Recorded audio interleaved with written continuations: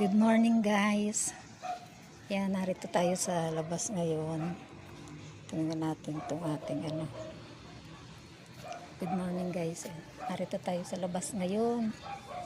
Dito Kita nyo ba? Ang daming tanim. Yan. Parang taon-taon lang ako napunta rito. Tingnan niyo. Ang daming nahulog na mangga.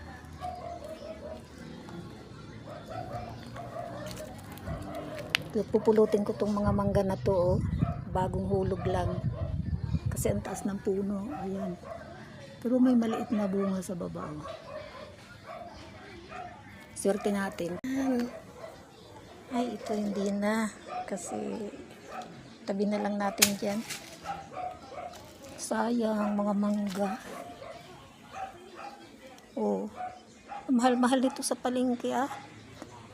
Kanong kilo nito? Dito mamumulot ka lang.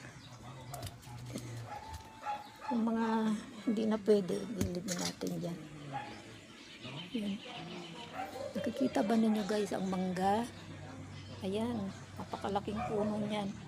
Tinanim yan ng manugang ko nung lumipat sila dito. Ibig sabihin ang tagal na nila dito.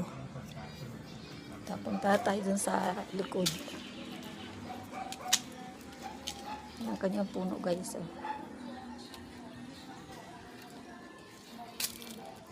Siguro kung mas maganda ang lupa niyan. Tingnan nyo guys, ang lalaki. Kita market, yung mga nasa tabi ng kalsada, bilad na yan. Tingnan niyo.